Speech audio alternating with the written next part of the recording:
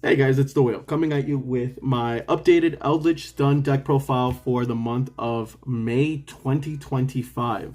So I know this deck is kind of out of pocket. A lot of people kind of thought it was dead because, well, Floodgates kind of got banned and hit very, very hard. But I've actually been having some fairly decent success with this deck on Dueling Book. It's actually kind of nuts. Um, the deck does fairly well going first. Obviously, you want to gear it to go first, but it also does really well at breaking boards.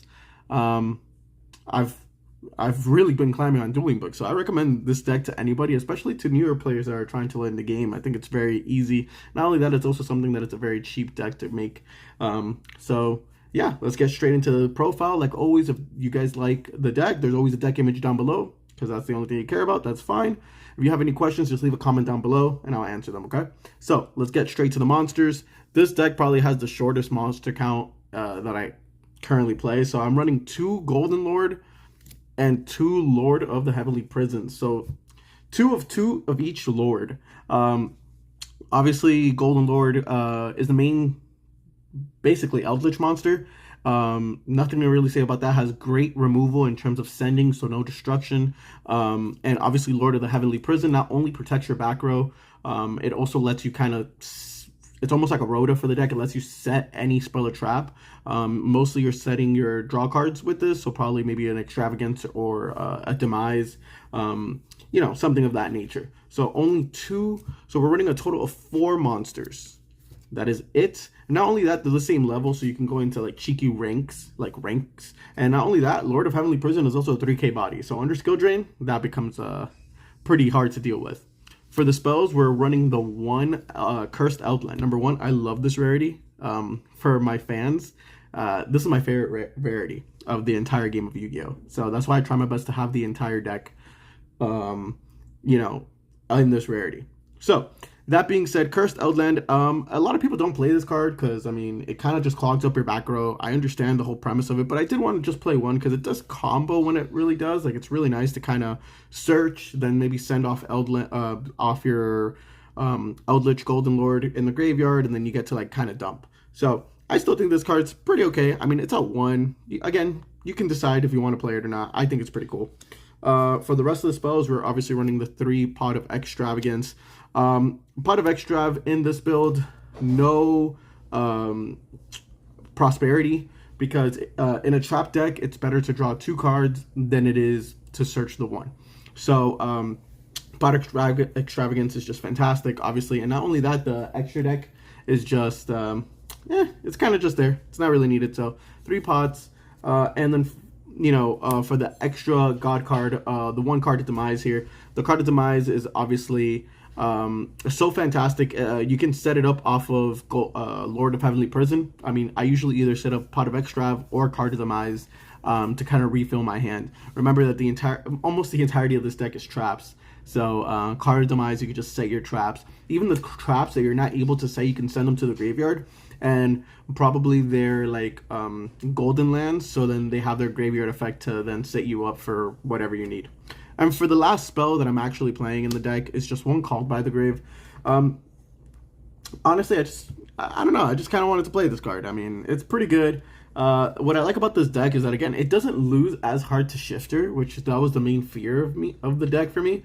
I kind of almost was like, wait, this is kind of like a Dynamorphia deck, right? Dynamorphia can play under Shifter very well.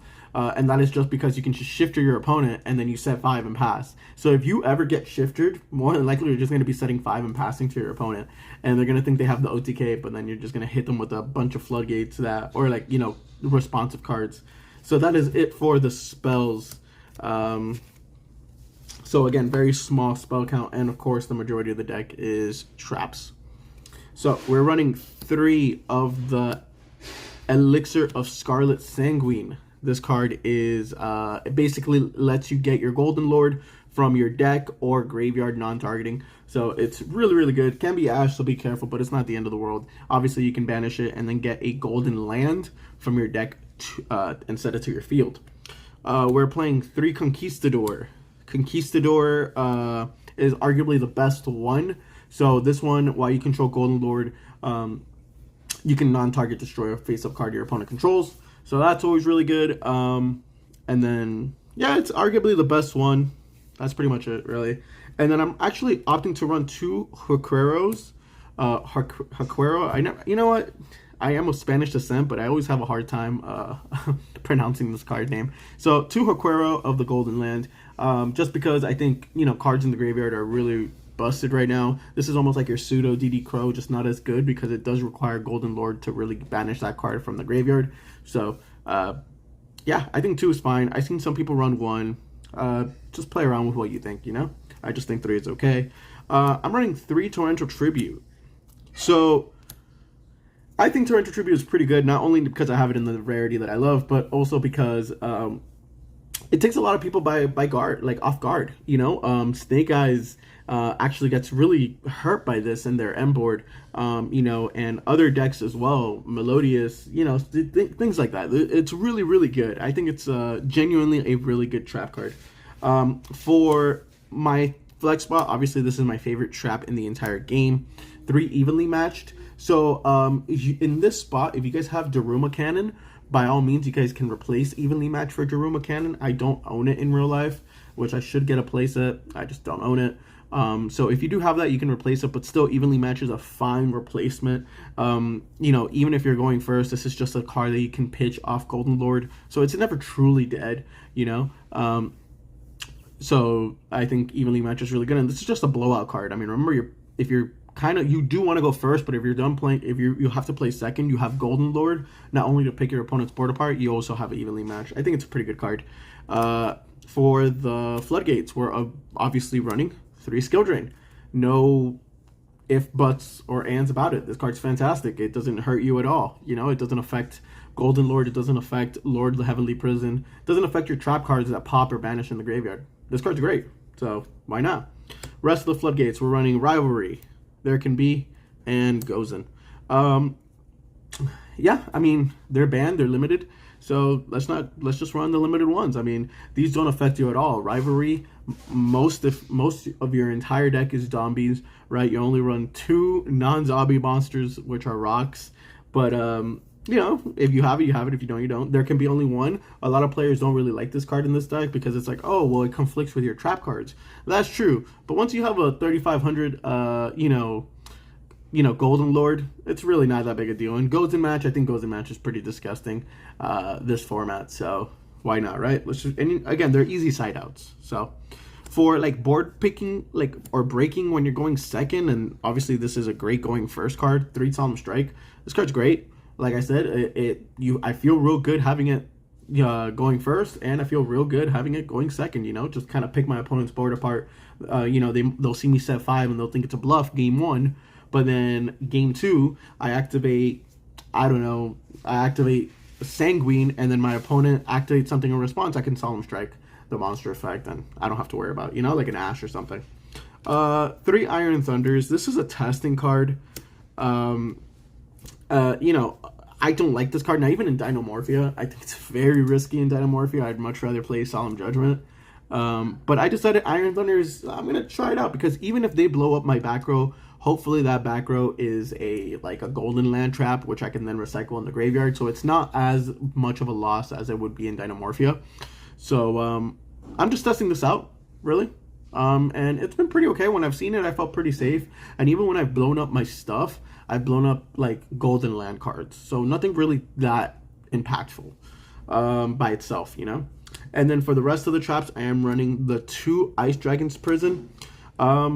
This card's actually surprisingly still pretty good. With the typings, it really affects Melodious a lot. Another deck that it affects is obviously Snake Eyes. You can, if they have 2 Flamberges out, you can just Flamberge or Flamberge, and then they're out of the grind game, really, because that's their grind game card. And of course, I am running the 2 Dogmatica Punishments. Nothing to really say about this. I was playing with a small Nadir package, Dogmatica Ecclesia and stuff like that, but I just felt like, it's better to just overload on the traps, and it's been working out very well for me. That is the deck. I believe it's 40, if not 41. Yeah, I've been kind of playing around with 41 cards recently, and it's been pretty good. Let's go on to the extra deck. The extra deck, we're running 3 Elder Entity Entus. You can run it at 2 if you like. I just always have a bad luck and banish 3 of them in real life for some odd reason. I don't know. So I just decided to play 3 to avoid that that inconsistency. So 3 of them. I have to get the other 2 in this rarity, by the way. God, I love this rarity, and especially with sorry, small side note, especially in Eldlich, man. Like, I just feel like it just fits the archetype so well. Anyway, for the other targets, Garura, Wind Pegasus, and 1 Fossil Warrior. This is what I have in my disposal. But by all means, if you guys have the other Synchro, I think it's called, I forgot what it was called, the other Pegasus Synchro, you can put that. But Fossil Warrior does essentially the same thing for me. Even though most of the times I'm either sending Garura or I'm sending Entus. For the links, I'm playing 2 Link Spider. This is obviously for your traps, since they're considered normal monsters. You can just link them away to have them in the graveyard. You know, it's not too bad. I'm playing 1 Hip Hush. What is it even called?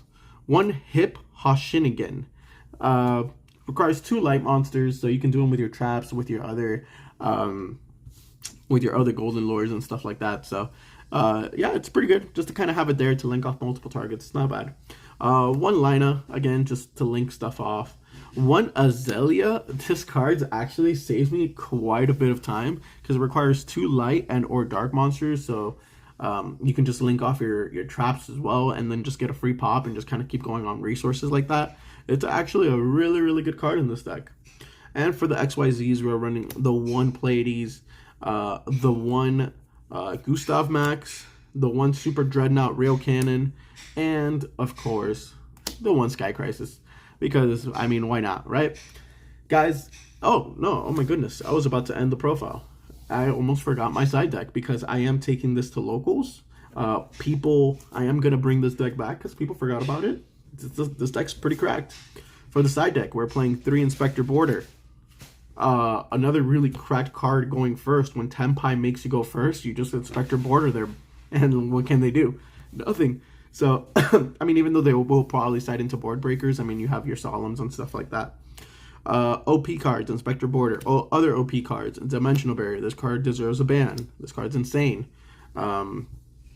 When this card's in the meta, it's just gonna be a rough time. But hey, you don't get hurt by it, so why not?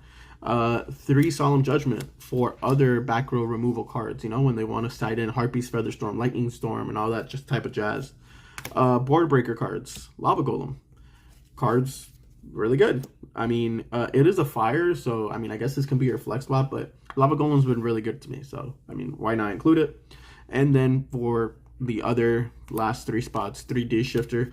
For the people questioning D-Shifter in an Eldlich deck, the premise behind this is that if you're going second, this card is always coming in because you're going second, your opponent's going first, draw phase, you pitch this, and if your opponent's playing a graveyard reliant deck, which 90% of the meta is, they'll probably just either SP pass or they'll probably skip turn to you. You're not going to try to go for the kill because you can't, but you are going to set up your set 5 and pass, essentially giving you the advantage because you are a trap based deck and you have a bunch of reactive cards.